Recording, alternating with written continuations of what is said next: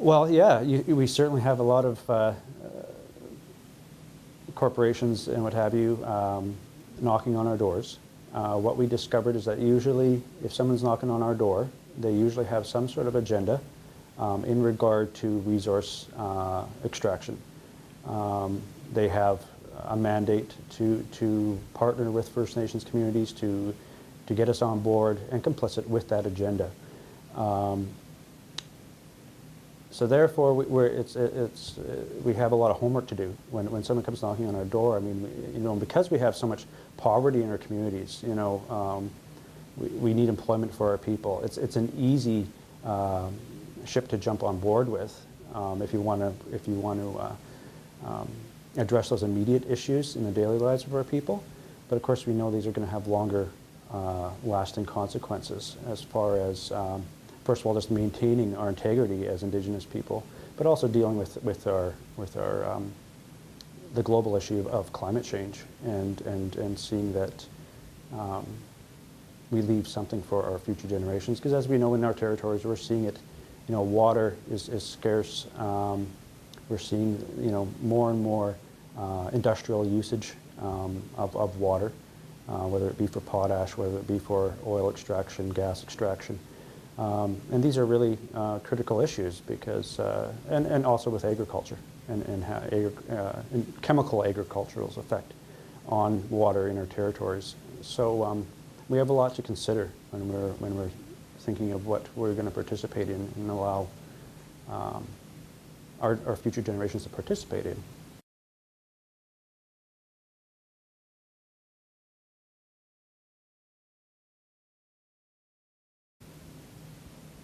We've been trying to narrow that down, because from a traditional perspective, I mean, there are so many teachings from an Indigenous worldview that can create that lens to be able to discern what's ethical and not ethical. But the reality is, for most of our people, at this stage of our colonization, we've lost a lot of those teachings. And that's very apparent as we see the activities and even a lot of the agendas, even within educational institutes like this here too, are also often participating in a direction of assimilation. So from an Indigenous perspective, from this place here, in Treaty 4 territory, which is predominantly Cree territory, Saulteaux territory, Nakota. We have certain teachings in Cree. The one that I like to look to, there's a very holistic worldview component to it, is Wakotowin. Wakotowin is usually translated as kinship, and often just describes our relationships with one another within our family structures.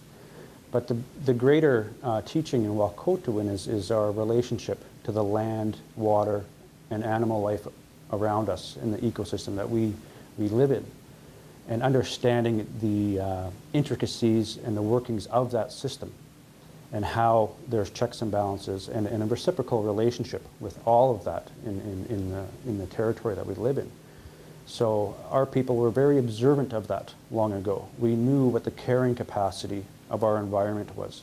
We knew how many children we could have and support within that ecosystem. We knew how to harvest within that carrying capacity so that we didn't overburden the ecosystem, which is a very much the oxymoron of Western industrial thinking, where it's about infinite growth and finding ways and industrial systems to perpetuate that infinite growth without much thought of where that's going to get us as we see global population exploding at this time. We see the natural systems of the world are being pushed beyond their capacity to continue to support life. We have a lot of very important issues that, of course, I think a lot of our people are very distracted from focusing on. We're not encouraged to focus on that. Economy always seems to be number one, and growing that economy. which from an indigenous perspective is what we'd call pastahawan. Pastahawan in Cree is the breaking of natural law. When you break from Wahkotuwan, there's consequences. And sometimes those consequences are immediate, sometimes those consequences take generations or centuries to play out. And this is what we, as our forefathers and grandmothers warned us about in treaty time. You know, we signed these treaties in this territory with the colonizers that came with the crown. But those treaties, we are told, were made with the spiritual entities of this place, the spiritual entities that reside within the land, the water of this place. And we're held accountable to the well-being of that spirit, the spiritual integrity that's in the land here. We find ourselves in a tough place, you know. But as you know, often the term that triggers me is I hear this duty to consult. Duty to consult. Industry has this duty to consult First Nations, but as First Nations or Indigenous peoples, we have a duty to consult, and that duty is to consult with the spiritual realm of this place. That has always been our duty as Indigenous peoples. That has always been one of the defining practices of an Indigenous culture, is to be in constant spiritual relationship with the land and water in which we inhabit. And some of us continue to maintain that relationship. I think a lot of our people, and of course mainstream Canadian population, are not aware of that. And so when it comes to dealing with economy, development of economy, some of us in our communities as Indigenous people, we still look to those, our traditional institutes. We call these spiritual institutes, whether it be our sweat lodge ceremonies, our night lodge ceremonies, our shaking tent ceremonies, our rain dance ceremonies. All of these institutes, they're holistic. They're not just a religious practice. They are also our governance systems. They are also our justice systems. And they are what guided our people in our decision making for millennia in regard to our relationship with our economy, eco-economy, right? With a relationship with the ecosystem.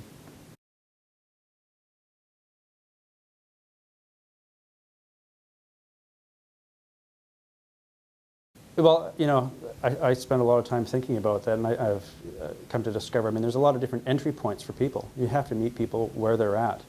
You know, some people from an academic background, they get turned on by talking and reading, and they're going to explore these different worldviews. You know, others don't give it the time of day. You always have to try to find some creative way to engage people. Yeah, it's difficult, especially when you're dealing with so many immediate issues of poverty. And it really demands us to make some huge and courageous steps in a very different direction in what we consider, you know, economic development or community development, what's sustainable, you know. And sometimes these things, such as climate change, I think that people don't realize how immediate of a threat that is. How that's creating such massive shifts within the global economy, and those will have consequences that will affect us here in Saskatchewan very, very soon. And we're already seeing a lot of change happen rapidly. And I think that within recent or within coming decades, and I mean just over the next 1 to 2 decades, we're going to see some drastic change in our climate that's going to affect our agricultural systems, which is a very, of course, huge economic engine in this territory. So that trickles down everywhere. So what we, in playing a long-term game, you know, the decisions we make right now are very important in trying to establish some sort of transition economy to that's going to be sustainable for future generations. Business as usual, I think, is a dead-end road. It'll take us to a dead end. And we'll find ourselves in a place where we don't have the capacity to shift or make a transition if we don't begin to focus on that right now.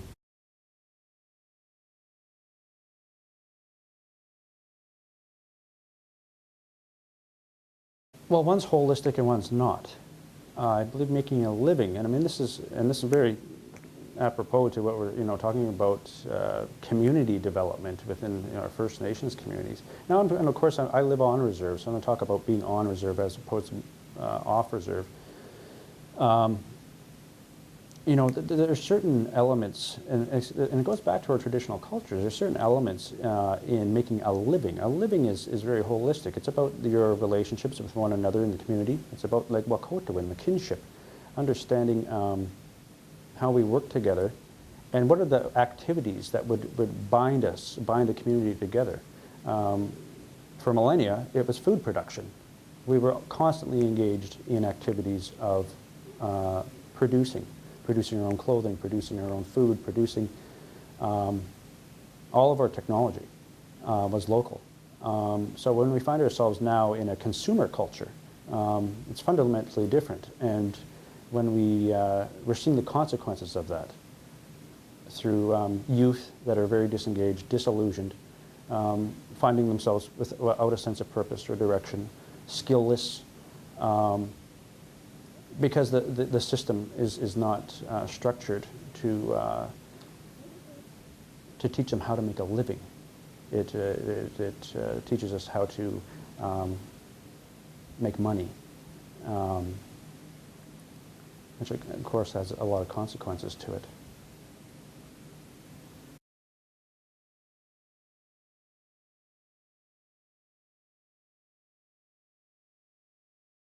It's difficult because, we're what I call we're living in the belly of the beast. We are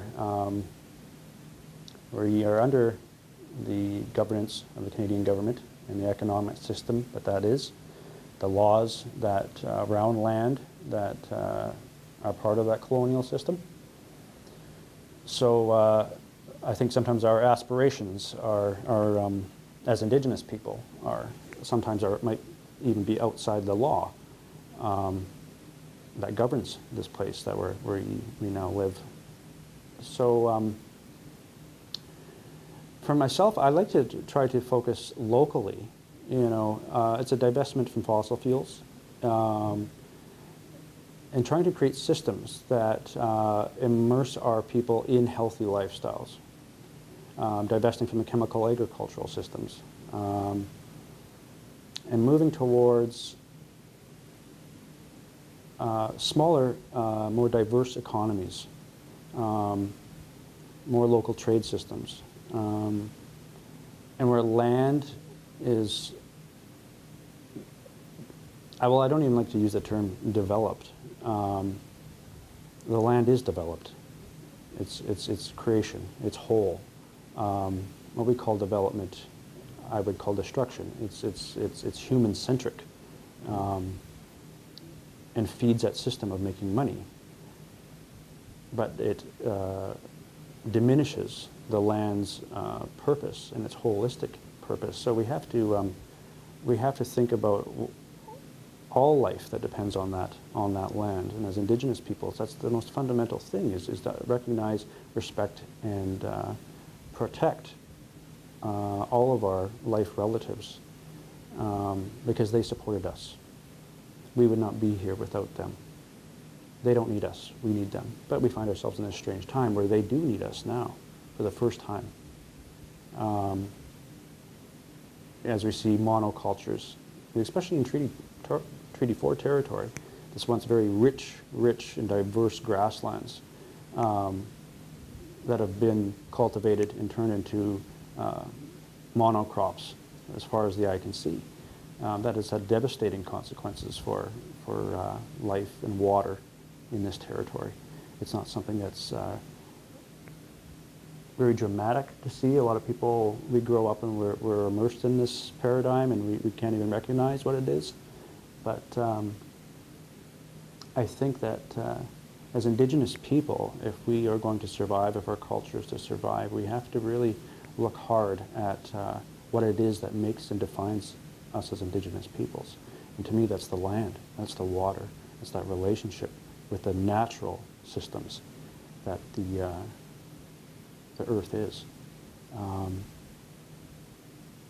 So it takes some radical and imaginative thinking to create, what's feasible, what in this time, because we know that most of these ecosystems are obliterated, and there's only a few remaining natural areas. So it takes a lot of creativity. Now, and it's not about trying to go back in history. The buffalo are gone. We're not going back to that. But we can create systems that do adhere to the same values. We can create systems that are healthy for ourselves, our families, our communities, and all life that depends upon a healthy ecosystem. So I'm excited for the future. I sometimes, it looks bleak right now because of the overriding economic system that seems to be marching ahead. But I see hope. I see that, I see a lot of hope with technologies in renewables. I think something like renewables, perhaps that's our new buffalo. If we can create local economies that adhere to Indigenous values like Wakotoin, that holistic way of viewing the world, then our identity is intact again. The suffering that Indigenous people feel so much, I think, is directly related to that dispossession from the land, the dispossession from those values.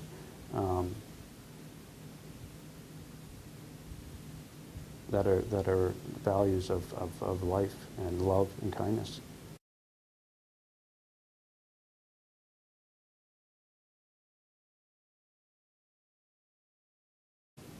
I think there's many different answers to that, and it's all regional, and it depends on where you're at. What I've observed in my travels across the country and in the United States is you see some pretty progressive stuff going on in different territories.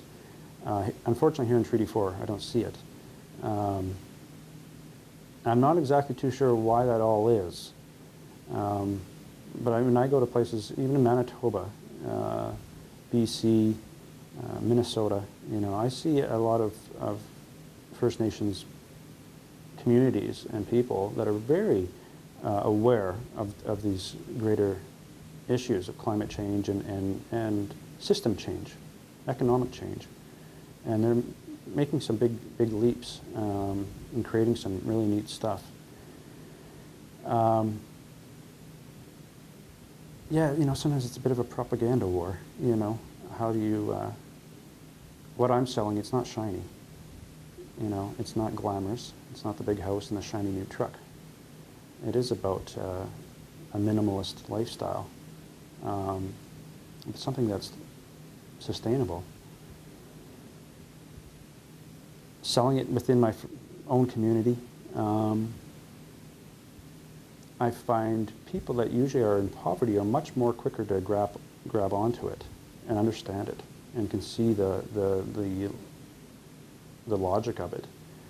Where I find most resistance is in those who are actually the most comfortable, those who are living a middle-class, North American middle-class lifestyle, and they protect that. And so when you suggest any disruption to that, you get pushback. I'm not too sure about this political climate in Saskatchewan right now, how I'm not too sure how to relate that right now. Read, educate yourself. There's a lot of fabulous stuff going around the world, whether it be in Germany, whether it be in different places, Finland, Norway, Spain.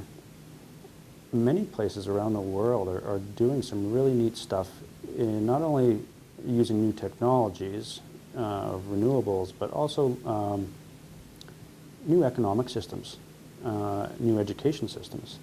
I feel that in North America we're lagging sorely behind in a lot of forward thinking. And time is of the essence. We need to be creating new systems, not jumping on board with the status quo agendas. The dominating economic direction, I think, of Canada is sorely mistaken in its direction. The Trudeau government, I believe, are trying to walk the fence a bit, but they're not nearly as radical as where we need to be going and could be going. So I encourage young students to really think outside the box, you know, and sometimes that means moving in a direction that's not, it's ridiculed, it's not certain, and you have to have a lot of hope, and in that it's going to lead somewhere, you know, that's somewhere that's good, somewhere that's prosperous. Yeah, it's an unwritten book, you know, and we're at an interesting time in history, and the young people need to really be creative. My late father, Dr. Oliver Brass, who was one of the founding figures of this institution here and the president of this when it was a college, the SIFC, he made a speech at AHEC conference, on the AHEC conference in 1988. I have the newspaper article still. And he addressed that. He talked about not losing ourselves within the institutions of Western education systems and Western economic systems. He was the first First Nations man to come to the University of Regina in 1962, I believe. And soon many others followed. But he stressed the importance, as Indigenous people, we are here to learn that old saying, the cunning of the white man. We are here to educate ourselves to their systems, and the system that we are now living within. But as Indigenous peoples, we are trying to find our way out. We're not here to be complicit. We're not necessarily here to be subversive. We want to contribute, but we want to contribute in a way that we know is sustainable. Because the understanding that he stressed was that Western industrial civilization, we know as Indigenous people, we've always known it was not sustainable. It was built upon what we call the breaking of natural law.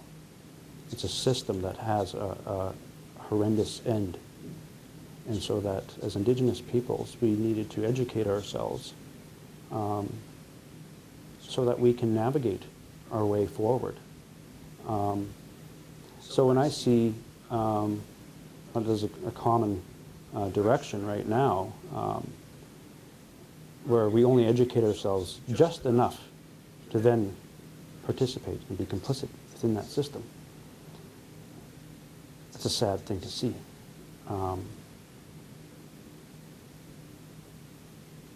But we're all in the belly of the beast right now. You know, we're doing our best to survive. But what are we? Is surviving only creating money and feeding ourselves, or is surviving something of a higher calling to a higher consciousness, a higher spiritual consciousness, and ancient knowledges, ancient wisdom that you know, we look forward, like we talk about 7 generations.